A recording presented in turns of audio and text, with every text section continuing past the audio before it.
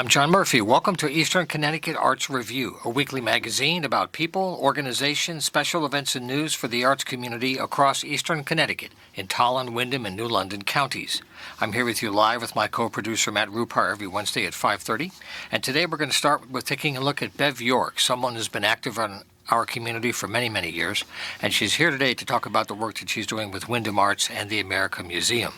And then we're going to do the first of a series of small excerpts and highlights from a very important recent event that's going to be talking about new grant funding opportunities for the arts in our region. It turns out after analysis that many of the areas of the state in the Northeast do not submit applications, and the people that are making funding available are concerned that our region here in the Northeast has been a little too quiet, and they're trying to do all kinds of outreach to let you know that there is funding available. If you find out ahead of time, there are new opportunities coming after the COVID begins to wind down. This was called the NEA Challenge America Information Session, and we're going to do a small series each week to give you excerpts from this recent event. And we'll start with that after we talk to Bev. So first of all, Bev, welcome back to the studio. It's good to have you here once again. Well, thank you. It's great to be here. Right. Now, I guess one of the first things that had me connect to Bev is her work as the new director of Windham Arts. So welcome back to the world of arts administration. Thank you. A new hat to wear. I wish you well. Thank you. And she's going to update us on several events happening as we get towards spring. So I guess I should also say happy equinox, right? Right. Okay. Yes. And what a beautiful day it is today. Okay, go right ahead. So this weekend, and the weather should be pretty good. Yeah. It's going to be warm, not going to be freezing. It's good for me. And it's the Hebron Maple Festival. So if people have not been to this and they haven't had a festival for 2 years, it's quite a wonderful event. There's a lot of things that are all maple, about maple syrup, and you can visit sugar houses and you can eat a lot of things with maple. And I'm going to be in the library with the Connecticut Museum. I'm going to have historic recipes and some historic kitchen implements, and I'm going to be doing some crafts with families. So, and one of the things that I've been working on is in support of Ukraine. The Ukrainians do a paper cutting craft. It's called vitaniki, and it usually has some kind of tree of life and birds. And so if people want to learn about that, they'll also be weaving and God's eyes and other things to make out of popsicle sticks. So come to the Maple Fest and look. There's lots of things to see there. The festival is free. Yeah, it's great to have it back, and it's been missed. Yeah. It has been missed. So that's a great way to get out of doors this weekend. So coming up with what's going on at with Windham Arts in Willimantic on Saturday, March 26th. I'm going to be doing something that I've done before with the Mill Museum, and that is to memorialize the victims of the Triangle Factory Fire. So New York City's very worst industrial accident was a fire where it was up on the 8th floor, and the workers, who were mostly immigrant young teenage girls, could not get out, and many of them burned, and many of them jumped to their death. And I went down to New York City once, and they have this chalking where you chalk somebody, you get somebody's name, and you go and you find the house they lived in, and on the sidewalk out front, you write their name on the sidewalk and the day that they died, and that they died in the fire. And it was one of the most moving things I have ever done in my entire life.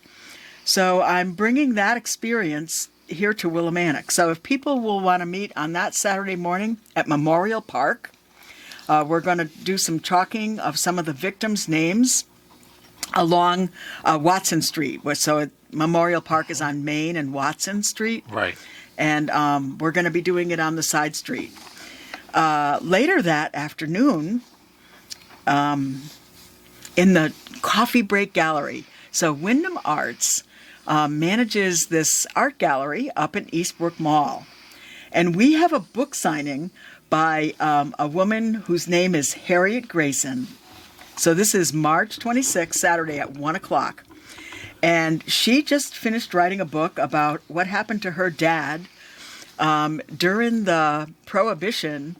he was coerced or blackmailed or something into becoming in a gangster group. And he didn't want to, but then once he was in it, he couldn't get out. Tied to bootlegging? Yeah. So her book is called Accidental Gangster. So come and meet Harriet and hear about her book. And I'm sure she'll have books for sale. Now, let me take a second to toss my thanks to you and all the people involved at the gallery there at the Eastbrook Mall. It's been off and on for a couple of years. It goes back a while. But it's still, that part of the mall has activity, and it's nice to see each month there are new things coming in. Yes. So people can find out more about the things that we're hearing here from Bev. You can go to wyndhamarts.org is the main website. You can find out about all these things that we can cover today, wyndhamarts.org. And they also have a Facebook page, Wyndham Arts, and you can track all this all year long. But you have a few more things to cover, though. You're going to be a busy woman, let me tell you. Spring is going to be busy. Oh, I love all this. Yeah, this is a I can tell. great thing to share history and culture with our residents and tourism. On Sunday, March 27th, we're going to have our Liberty. So this is a new program that I've started just this year. They're sort of tea parties, not real fancy, sort of informal so far as we come out of COVID. But it's to talk about and learn about somebody who has made a significant contribution to our liberty, to our democracy. So on Sunday, March 27th, it's going to be tea time at 4. It's going to be at the Gilson House, which is that beautiful stone museum at the foot of the Frog Bridge. And the name of the program is Jeanette Rankin. Jeanette who? Exactly. Most people don't know who she is. The first woman to ever serve in our federal Congress. And she was on the Congress before women could vote. So she's a fascinating person. She was a nutmegger. Yeah. She was a nutmegger, huh? How about that? I can enjoy the humor in that. I hope you can. She is not from Connecticut. Okay. So, but she was remarkable. I'll just leave it at that. Yep. So will I. Okay. And then I want people to save the date for a brand new event that's coming up in April. So the Chamber of Commerce and Wyndham Arts and the Connecticut Museum are collaborating with other historic sites and museums in town. And we're going to be doing some events called the Slice of Life. So a Slice of Life on April 30th is going to be Experience Wyndham, or the Wyndham area, in 1822. It's 200 years ago. Experience living history and enjoy excellent dining in Wyndham on that day. So at the town hall, this is awesome. Mayor Tom DeVivo is putting together a town meeting. They've looked in the minutes. They're going to talk about the topics that they were talking about 200 years ago. Some of them are going to dress up. This is going to be great. Maybe the Wyndham Theater Guild has some costumes they could borrow. They're going to go full Monty up. with it. Sure, why not? At the Gilson House Museum, there's going to be cooking demonstration and candles and soap making and dulcimer lessons and make your own tea, and the Railroad Museum will be there. And then on Wyndham Center Green, there is a stunning, rare, and amazing little building called the Dr. Hunt Office. It was built in 1790 as the sheriff's office, and then in the 1800s, it was a doctor's office. And many years ago, Sturbridge Village really wanted it, and they didn't get it because we have it. But we haven't done much with it. It's not open as much as it should be. Well, we're changing that up because it's going to be open on April 30th, and I have convinced somebody to play Dr. Hunt. Dr. Hunt he lived on the green in Wyndham Center, and people would come and wake him up, and you actually you couldn't call and make an appointment. You had to go to the doctor and get him out of bed to come and see your sick family member. So there'll also be stories from Wyndham Center Green, the Inn. So the Inn, the Wyndham Preservation Group. Yeah, that was in the paper recently, too, in the Chronicle. It was a great story, a lot of fun. Right. Well, there's a new organization that are raising money to save the Inn, and they've been collecting some of the stories and some of the ghost stories, and they will be there also, and more things to come. So this is the kind of event that you can, you buy a ticket at one spot, and then you just go to all the different spots. Some of the events will be free. And then hopefully you'll be able to dine at one of the local eateries and maybe even have a historic dish. Make an evening out of it. Yes. That'd be great. Yes. That's a wonderful idea. So once again, these websites are how you can find out how to, how to connect to Bev and all these events as we go through. Now we're doing the show now kind of towards the middle of March. Is there anything else that you had mentioned? There was some other projects underway. Well, only that the Slice of Life will come back again. There'll be one in June. Right, June. One in June, The Gilded Age, and one in September, and one in October. So look for more events to come. Yeah, the 70s, is that the possible theme? Yes, the 70s. I'll have to get my bowling shirt ready. Yeah. I'm going to have my Quentin Tarantino bowling shirt. Right. And bowling ball. Yes, That'll be awesome. All right, Bev. Well, look, thanks for all this great work that you're doing. I'm happy to see that the organizations that have gone through some internal changes, that the work goes on, the connection to the community goes on while they're trying to figure out how to settle down for the spring. It's great to just keep up with the website, windhamarts.org, and also the Facebook page, pardon me, is Wyndham Arts. And I wish you a great spring ahead, and we'll have you back as these things begin to move forward. Thank you so much, John Great and to Matt. have you. Thank you. Okay.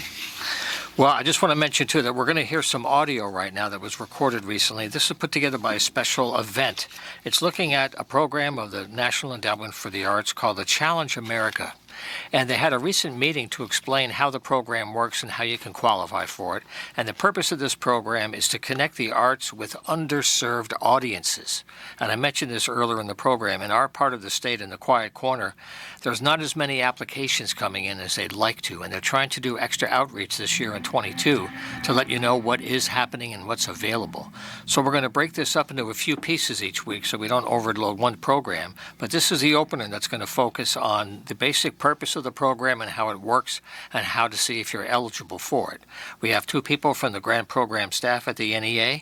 They are Alexandra Fogel and also Lara Garitano. And then we'll come back with some other arts news right afterwards. But this is from the Cultural Coalition serving southeastern and northeastern Connecticut. I'm Allie Fogel, Alexandra Fogel, and I am the Assistant Grants Management Specialist with the Challenge America program. Challenge America is intended as a great entry point for organizations seeking arts endowment funding. Funding from the National Endowment for the Arts is for arts projects. So this means that you must propose a specific project for funding rather than requesting general operating support. So we fund nonprofit, tax-exempt, 501c3 United States organizations, units of state and local government, and federally recognized tribal communities or tribes.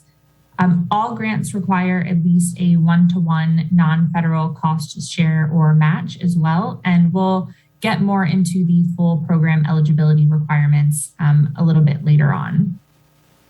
So just to give a brief overview of all of our funding programs, Challenge America, Grants for Arts Projects, Research Awards, and Our Town.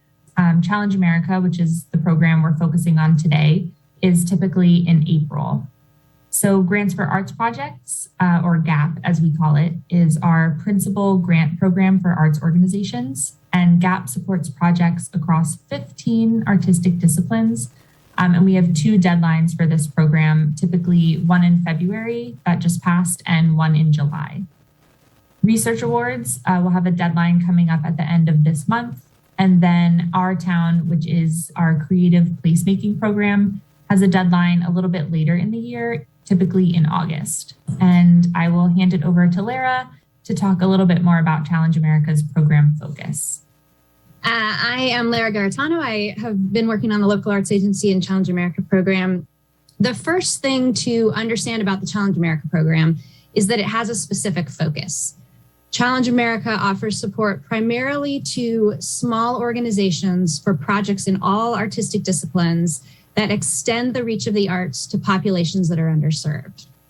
And the program is rooted in principles that include, but are not limited to, our recognition that some populations and some geographic areas have limited grant funding opportunities, or they may have been historically underserved by national arts funding. Some small organizations may face barriers to accessing grant funding, and some new applicants to the Arts Endowment may benefit from enhanced technical assistance resources. Challenge America seeks to address these potential barriers for organizations that are seeking federal arts funding. The program features an abbreviated application. It has a standardized $10,000 grant amount, and we also have a robust structure of technical assistance to facilitate entry to Arts Endowment funding opportunities. Projects must extend the reach of the arts to populations that are underserved. The program is framed as an entry point to NEA grant programs, and it is our expectation that organizations will eventually transition from Challenge America to the Grants for Arts Projects program, which again is the Arts Endowment's principal funding opportunity. So let's talk about this a little bit more. What do we mean by underserved? The term underserved is defined by our legislation and agency policy, and it's related to opportunities to experience the arts that may have been limited relative to one or more of four categories. And those four categories are geography, ethnicity, economics, or disability. At least one of these categories must be evident in the proposed project for Challenge America. Age, for example, youth or seniors, does not qualify a group as underserved on its own. In the grant application form, you should include a very specific description of what underserved means in your community. And this information will help reviewers to better understand the specific population that you've identified, and also how your project is specifically intended to reach your target population. So wherever possible, you'll want to include relevant details and quantifiable demographic statistics that describe your intended audience. Thanks, Lara. So let's talk a little bit about how to know if you're eligible to apply. So we talked briefly about eligibility at the start of our presentation with the requirement for federal tax exempt status, but now we can get into some more specific details. So there are basic eligibility requirements for organizations across all of our programs, and these requirements include being a nonprofit, tax-exempt 501c3 United States organization, a unit of state or local government, or federally recognized tribal community or tribe. Eligible organizations may include local arts agencies or educational institutions. And applicants must have a 3-year history of arts programming by the application deadline. All grants require at least a 1-to-1 non-federal cost share or match, and this cost share can be any combination of cash or in-kind third-party contributions. In-kind donations can include things like donated goods or services, provided venues, or the contributions of volunteers. And in terms of application limits, an organization may only submit one application to either Grants for Arts Projects or Challenge America. There are a few exceptions to this rule, which are outlined further in our guidelines, but generally each eligible organization can submit one application. Okay, what you've been listening to is the first part of some coverage of the Northeast of the National Endowment for the Arts Challenge America Information Grants. They had a meeting recently sponsored by the Cultural Coalition serving southeastern and northeastern Connecticut, the Cultural Alliance for Fairfield County, in partnership with the NEA. And we've been listening to two of the staff members, Alexandra Fogel and Laura Garitano. We'll continue our coverage with the next excerpt of the program next week. I also want to mention if you'd like to get involved in a future show to share the news about anything that you're doing in our region, just use the email john@humanartsmedia.com. That's john@humanartsmedia.com. And then before we close, a couple of local announcements to make this program very timely. We're actually doing this live today on March 16th. This Saturday is a very big day for the Wyndham Theater Guild. They've been finishing up a big campaign, and many people have donated an incredible amount of clothing and household items. And they need people to help load up a big truck on Saturday at high noon on the 19th. If you have the energy and you can help them out, just help out. Just go to the Theater Guild and their main area, and they'll have a truck there for loading Saturday at noon. They'll be very grateful for any help you have. Another hour or two of that, and they'll be in good shape. So I want to wish them well. I also want to thank Bev York for being here today for all the good work that Wyndham Arts is doing. They have the Women in the Arts program going on right now at the Coffee Break Gallery at Acebrook Mall through March. And then they have more events coming up, of course, in April that Bev was talking about. So that's our time for this week again. John at humanartsmedia.com is the address for staying in touch. Have a great week ahead. Happy equinox, and we'll see you next time. Take care.